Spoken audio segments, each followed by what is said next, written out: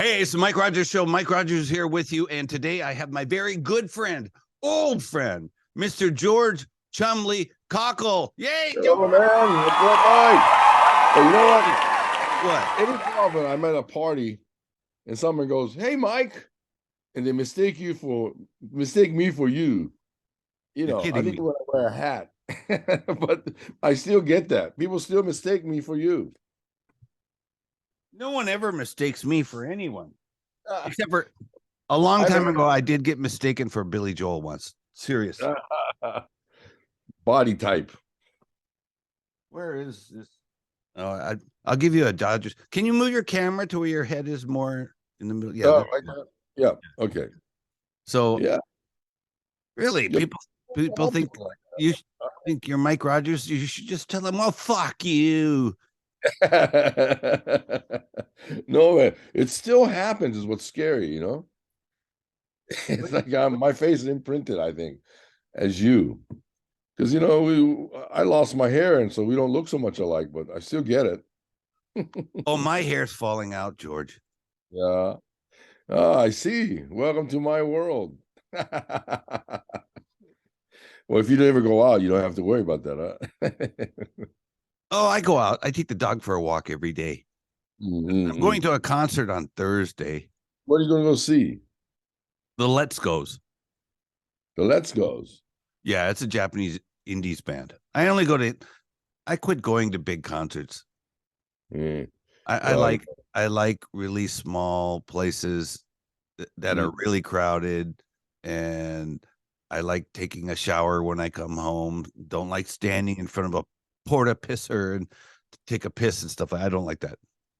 You know, the thing that I got tired of going to the Dome and having to wait to go home. You know. Yeah. It looks like it's going to collapse because there's so many people on it. Nothing's moving. Yeah. Hey, do you ever go see a band called Who the Bitch? Yes, I know them very well. I made one of their videos. Oh, you know, the singer, I made a record. Really? Yeah, I made her solo record. And then I made the Who the Bitch's first album too. And then the bass player quit, so we had to just trash the whole thing. They're back together again, aren't they? Oh, they're together, but they got a new bass player. The recording I made with the old bass player, they didn't want to release it because they wanted to use a new bass player that they got. So I had to throw away all the tape, all the data, and my partner, who was an English engineer, got so pissed off he would never work with them again. That happens a lot with bands. I've had, you know, I play now. I only play Japanese indies bands. That's it. And because there's a huge market for that in the States. Yeah, there is, huh?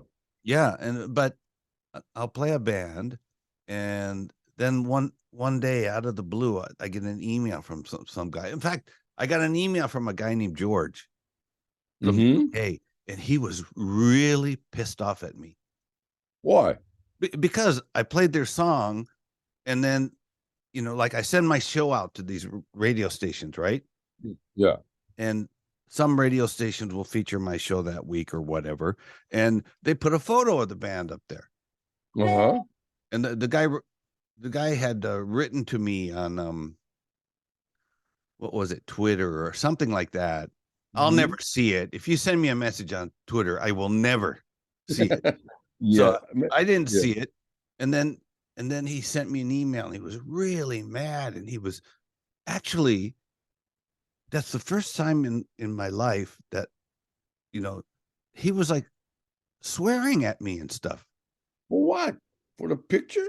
Yeah, because the picture was an old picture of the band, George.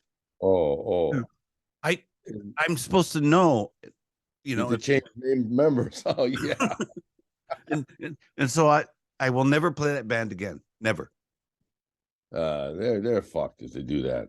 You know, I had another band called Delta Throb. As soon as we put out the record, drummer and bass were brothers. And kicked out the guitar player. You know, as soon as we release the damn thing. Yeah. Running a record label is such a pain in the ass. So now now what I do is I tell bands, hey, if you want a certain picture, you're going to have to send it to me. I can't guarantee that it's going to be used. So yeah, but I'll try, but I have no control over what's going on in these radio stations. Yeah. They will, and the internet, they can pick up any picture and put it up there, without permission. Yeah. So the band's screwed if they lose a member and the old picture's still up on the wall.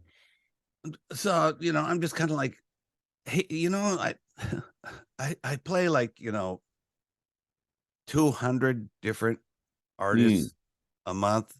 And I'm sorry, I can't keep track of who is in what band. It's like, are you kidding me? How do you collect it? How do you get all these indie records? Oh, they send them to me now.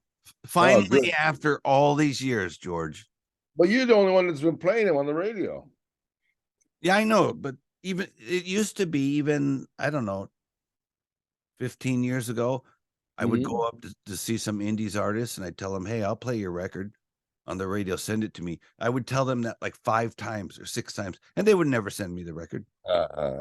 And I couldn't figure it out. And a musician told me, oh, they just figure that you're just saying that and you're not going to play it anyway. Yeah. But now everybody knows you in the indie scene here. So, they know you play it, right? Yeah. So, yeah, George, send me your new record. Yeah. Anything I put out, I'll send it to you. Okay. I'll play these records with a band quit on me. Can you let's talk about record labels. So yeah, George, the first time we ever met, can you tell me from your point of view what happened? And then I'm going to tell you from what I remember. Well, I got a phone call from a guy named Keith, and he said that you quit Tower Records and you quit the label and you quit the publishing company, so they wanted someone to take your place. And I went in, and I still remember getting an elevator to go upstairs, and some of the old Tower guy goes, "Hey, Mike, you're still here." So, even then, they thought I was you. And then I sat down on your desk, and people would come in and look at me and goes, "Oh, you look just like Mike." Yeah, that was the first time I got you remember the first conversation we ever had? Yeah, you called me in America, didn't you? No, not me. Yeah, you called me in America once, and you talked for about 40 minutes when I was back there. In those days, I used to go back and forth all the time. And you were calling from Tower. You were still working at Tower then. Oh, well, that might be possible. Yeah, you're still. I don't remember that. I deny that completely. Yeah, but it's like, I was thinking, it's like 40-minute telephone conversation, and it's not like today. When I first met you, you, from what I remember, you walked in the door of the office. And the first thing you said to me was, "Okay, Mike, what's going on here?" Or something like that. Something like that. And I was like, "I'm sorry, George. I really don't want to spoil things for you. I was so beaten down and so depressed about the whole situation." Yeah, you're right. That was the first conversation, because it was after that you called me when I went back to America, and you were depressed and you were getting ready to leave. Oh, yeah, it must have been right after that. I probably wanted to tell you the truth. Yeah, and then I probably thought about it and then just mumbled my way through. Okay, I'll talk to you later. But yeah. And you had a girl working there that was supposed to be doing all the numbers for the publishing. Yeah, what was her name? Keith hired her. Well, Keith hired everybody. Yeah, but what was her name? Anyway, when I got in and I asked her to show me all the figures, she hadn't done royalties or paid any royalties for 6 months. I don't know what she was doing there every day. And then I kept asking her, and then she never came back in. She just left. So she wasn't doing anything. It's just like it was a blank slate in the computer. So I think, because of how it was ran, and it wasn't my fault that people just got disillusioned. Yeah. It is I think the biggest problem was there's no real concept of what kind of a label it was. Well, I kept trying to explain to them, this is like a 3-year or 5-year plan. Yeah. So we first need just to get this team glued together. So let's just release something, try to make our money back. Don't lose a bunch of money on this. Don't be fucking releasing a Led Zeppelin record. No way.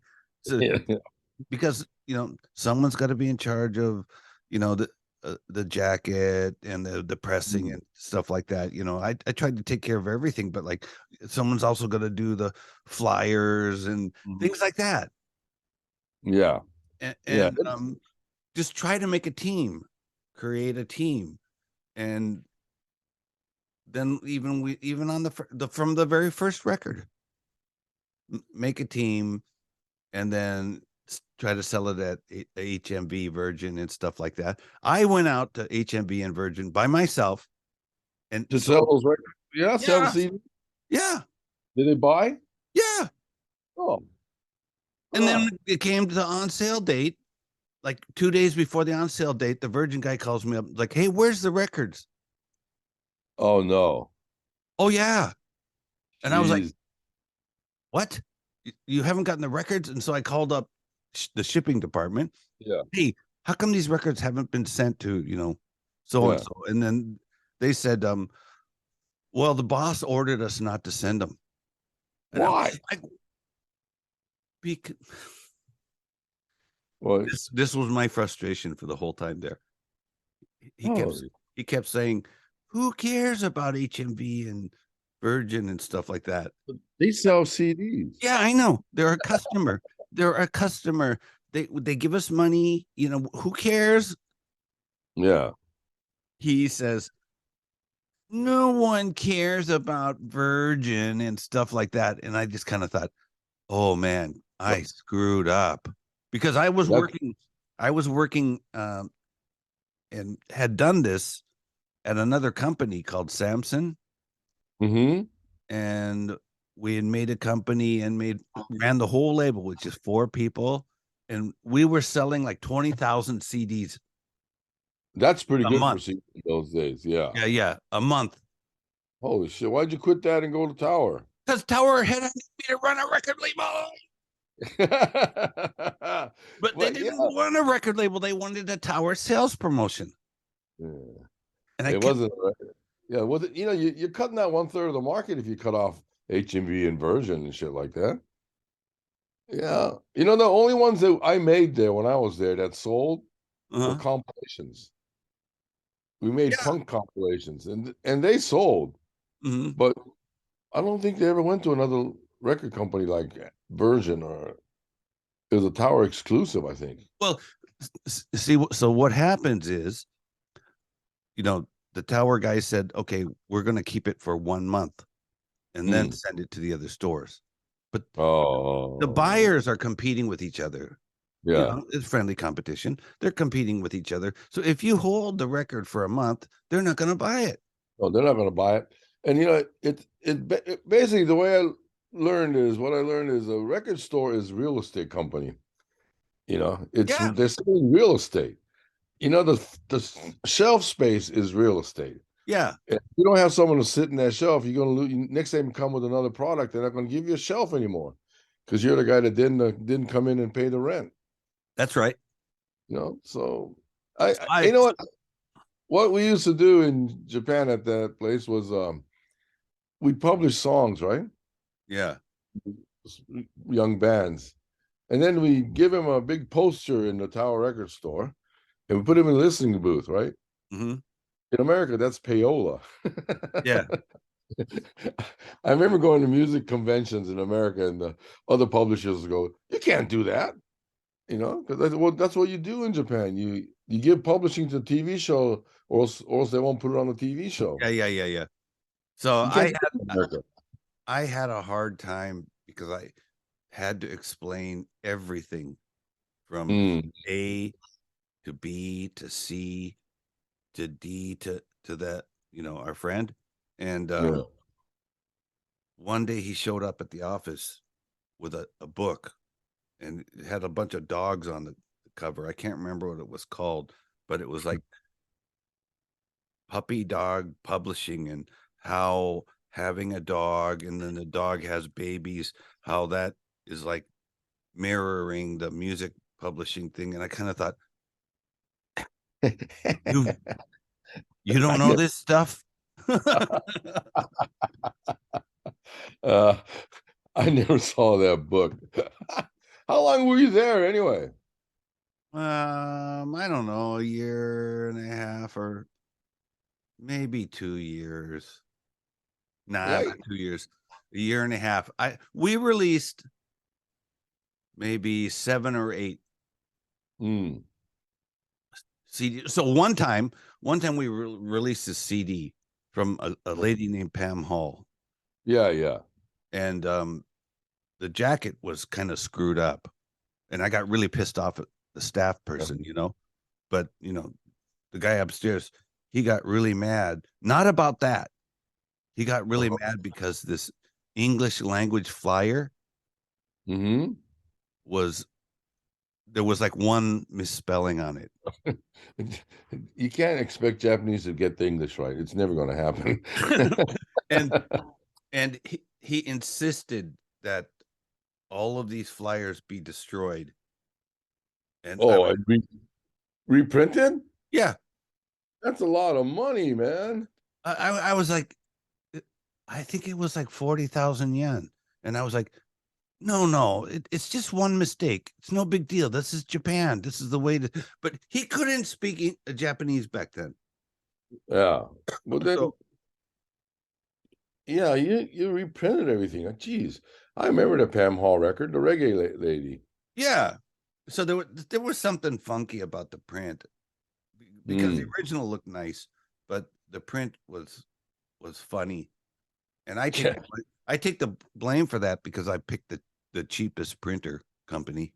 Well, once I put out a Hawaiian record with a record company, and the graphic artist brought the jacket that he made, and it had this really ugly yellow. It was really kind of like faded yellow, and it looked really good because it was a Hawaiian record. It was perfect. Yeah. Then we got to send out to the printers, and when the printers printed the damn thing up, it was a nice clean yellow. The yellow was really ugly because his copy machine was running out of ink. But that's the color we wanted, and then we get this shit yellow that just showed up. It's like some kind of furniture yellow. So that's what happened with the Pam Hall thing, because the one that the guy brought, that looked great.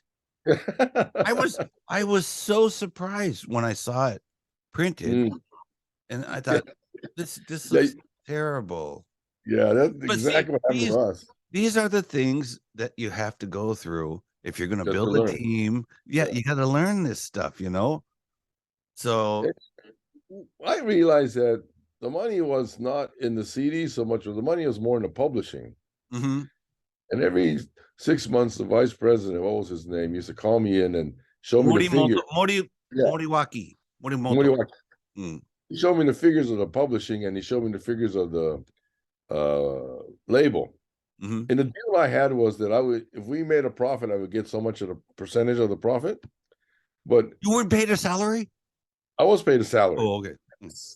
But what happened was he showed me the figures for the publishing. He said, "You're making a lot of money here." Then he go over to the label and he says, "But you're losing it all here." So all the money we made on publishing, we lost it on the label. So I wanted to just do publishing, But they wanted to put out records. They didn't know what the fuck they wanted to do, actually. Wait, later, when they moved and it got sold and it got sold again, and I ended up going to the Shibuya office for a while. Then somebody had just bought it, and they didn't want any staff to leave.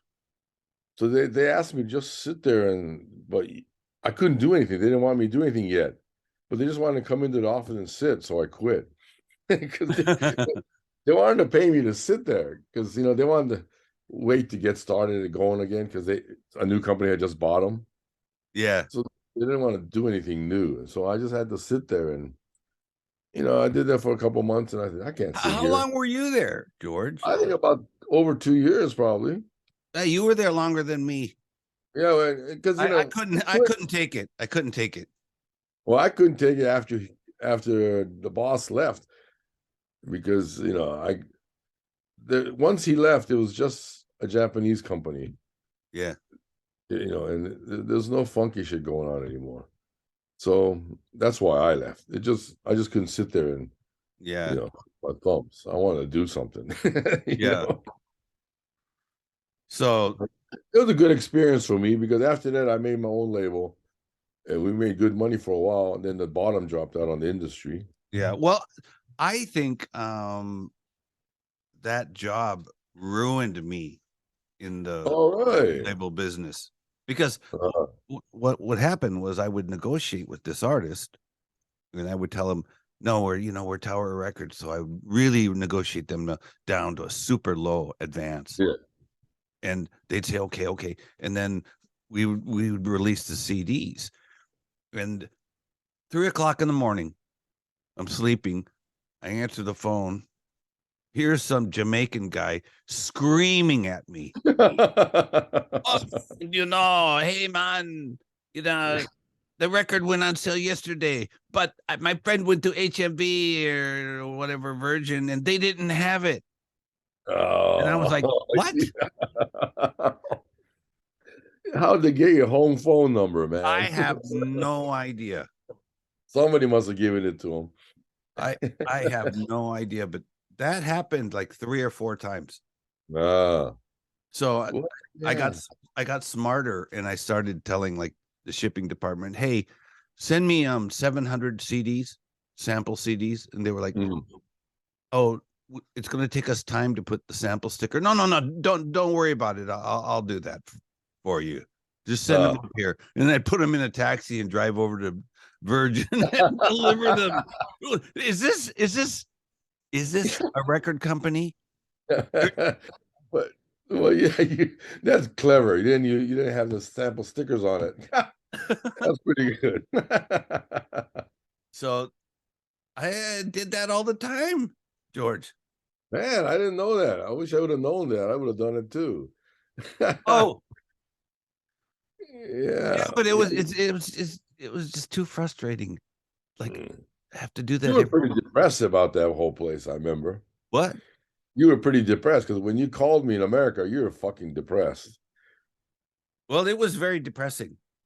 Yeah, because it was fun for me for 2 years, especially when I started doing the compilations because we were selling the compilations. Oh, the punk compilations. So wait, so I'll tell you about that. I told him we should release compilations. He didn't want to do that. Well, he's the one that asked me to do it. So the rationale was every record that at my old label, we always started off with compilations because you could do them for really cheap, you know, very low advances and or no advances, and get a product out, and there's no big risk. Yeah, you know, after I did that with Tower, I put out a compilation of Hawaiian music. I put out 5 Hawaiian compilations, and I put out 5 ukulele cover songs compilations and punk compilations from San Francisco and new rock compilations. Then the Japanese label would call the damn thing grunge. Well, you know, they paid well. Compilations paid well. Yeah, you make it for next to nothing. You know? I know. So, but he didn't want to do that. So then after I left, that he probably told you, yeah, we should do that. He told me. That's why we made a whole bunch of compilations. So anyway, I still get kids come up to me. I still get guys come up to me. They're like 40 now, and they say, well, "Thank you for helping us when we were young and starting out." I don't remember who they are, but there's young kids that I published their music and I put them up in tower in the listening booths and stuff. Yeah. Those kids still remember that you did that for them. Of course. Of course. It's a big thing for them to be in the listening booth. Yeah. So anyways, George, thanks so much for this talk. This has been very fun. And let's do it again. Frustrating to talk about. We'll do it again. Okay, let's do it again. So, ladies and gentlemen, a big hand for Mr. George Chumley Cockle. Thank you, Mike. Thank you, Mike. Thank you so much, George. If you like this video, go down here, click like and subscribe. I'm Mike Rogers, and I'll see you back here maybe tomorrow. See you later.